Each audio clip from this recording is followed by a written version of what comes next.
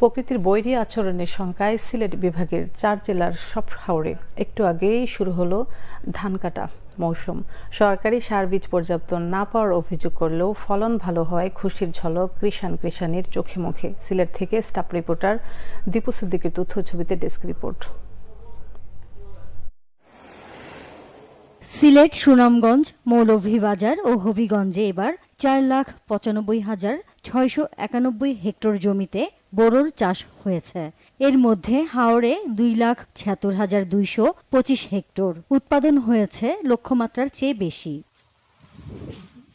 প্রতি বছর আগাম বন্যায় চরম ক্ষতির মুখে পড়ে হাওরের কৃষকরা, আর তাই প্রাকৃতিক দুর্যোগের শঙ্কায় এবার আগে থেকেই ধান কাটা শুরু করেছেন তারা।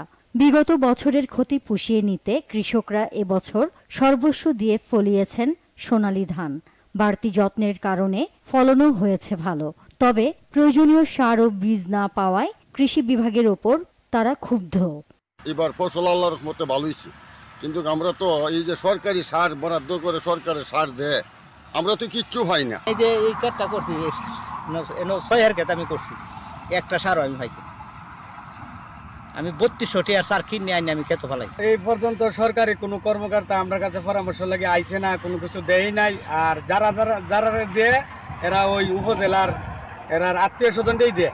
যদিও কৃষি বিভাগের দাবি, বন্যায় ফসলি জমিতে পলির আস্তরণ পড়ায় এমনিতেই উর্বর সিলেট অঞ্চলের জমি। পাশাপাশি কৃষকদের মধ্যে বর্গা চাষি আনুপাতিক হারে বেশি, তাই উৎপাদন খরচ কমাতে কৃষকরা সারের ব্যবহার কম করেন।